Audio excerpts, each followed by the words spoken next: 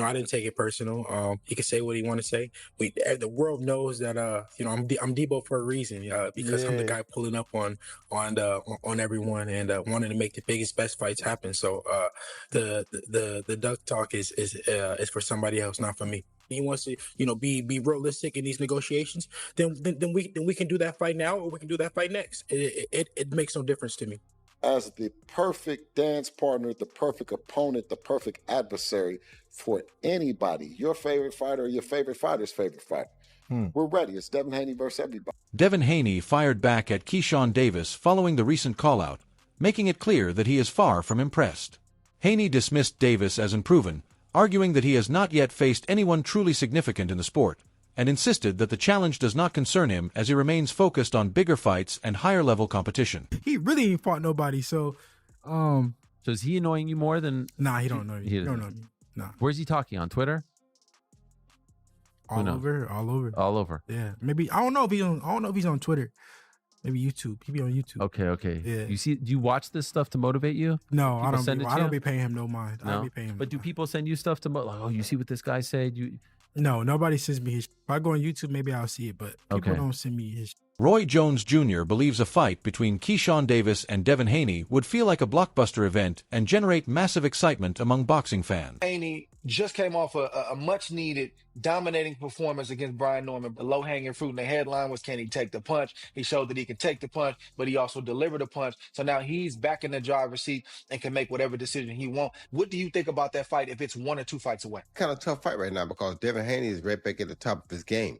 Devin showed that the weight loss was probably causing him to not have as good punch resistance, and it also probably wasn't causing him to have as much power or explosiveness as he has. He showed tremendous power, tremendous punch resistance in that fight against Norman, and for him to do that means that the weight was probably an issue.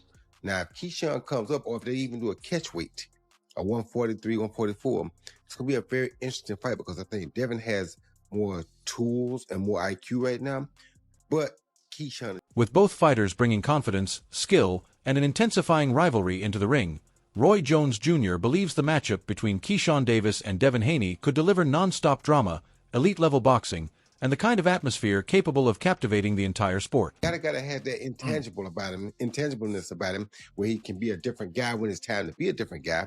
You can never count him out. However, if I were pushing Keyshawn, I would have another fight or two before I fight Devin, just for experience purposes. And if I was Devin, I would try to jump on it right now before he gets those couple fights, because the more experience he gets, the harder he's going to become to beat. Yeah, that's going to be a tough fight for Keyshawn Davis. And I think in many respects, Devin Haney too. You can't take Keyshawn Davis light. He can really fight. He's really like that. The weight difference is a concern, and it's a fair question. Is he ready now? Is he ready a fight or two from now? But that's the fight, really. If you really want to scream, I'm back. That's the type of fight that you want, because obviously it's in the Turkey Al-Sheikh universe, and that's a fight that's going to get made. You're going to make a career high payday. But if you are able to beat Devin Haney, brother, when I say the sky... Keyshawn Davis has made it clear in recent interviews that he has no intention of staying at super lightweight for long.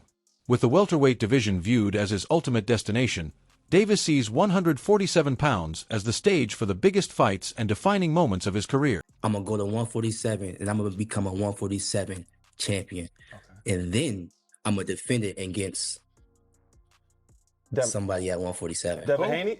Who at 147? Is it Devin Haney? Yeah. Because that's a pound for pound brother right now. And we asked you, who's a fight that's going to put you on that pound for pound list?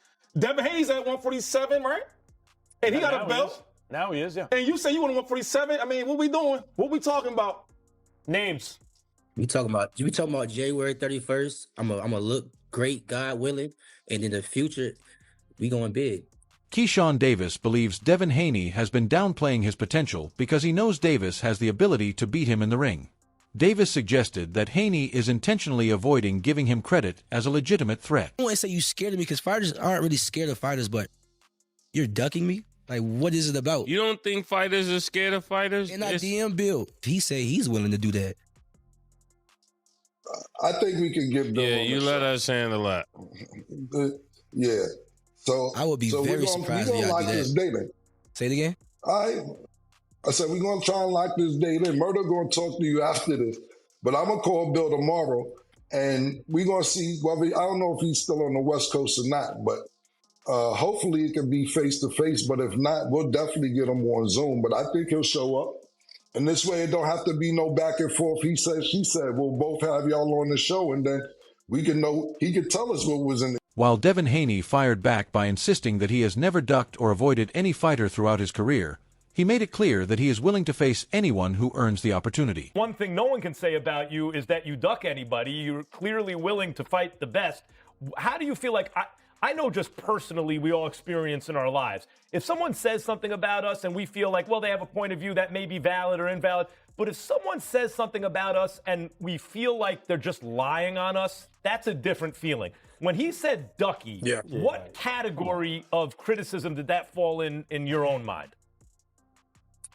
I mean, I just took it with a grain of salt. I think that he just trying to, sell the fight, which rightfully so. We haven't really heard from Rolly this over, since the Ryan Garcia. Keyshawn Davis also argued that Devin Haney has built a larger profile partly through strong promotion and smart marketing from his team.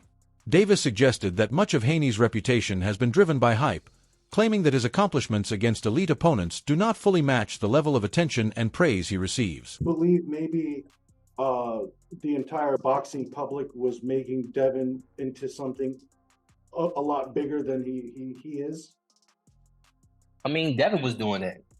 Devin and his father, they was promoting Devin well in terms of, building his fights, who he was going to fight next to keep his name rolling, making things look like stuff that it isn't, and just saying things that's extraordinary.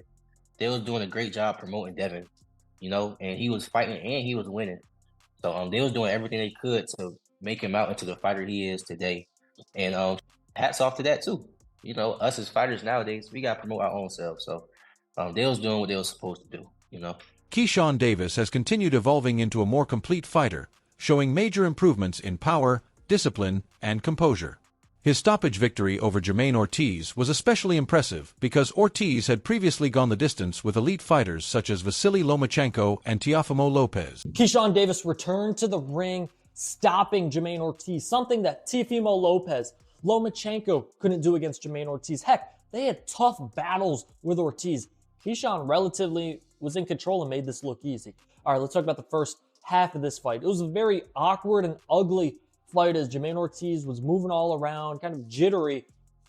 Something we anticipated Jermaine Ortiz would do. That's kind of how he fights, really awkward type.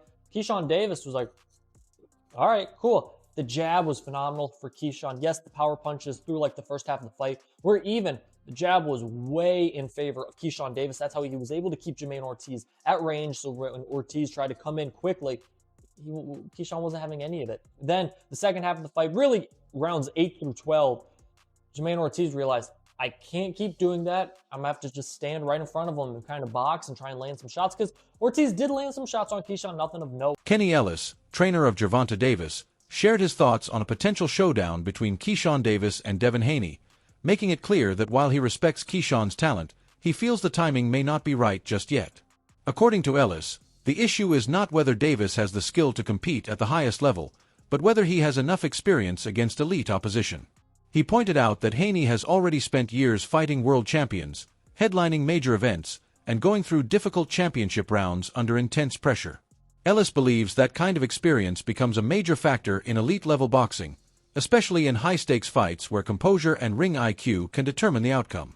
While Keyshawn continues to impress with his confidence, speed, and natural ability, Ellis feels Haney's seasoning and experience at the top of the sport could give him a significant advantage if the two were to fight right now. I think he should get a couple more rounds in before, he go at Devin Haney. But, if he feel like he can take him, let him get at him, Let him get at him. Are you looking at it more like that 12-round experience type deal? Yeah. Getting the rounds in? Get some rounds in. When you listen to and then, there's back and forth going with them too. Devin saying that, he would like to fight, the little brother before the big brother. What thoughts on that? I think there was a tweet saying that Shakur, I don't want to step on Devin Haney's toes. I'm going to let Keyshawn get Devin Haney.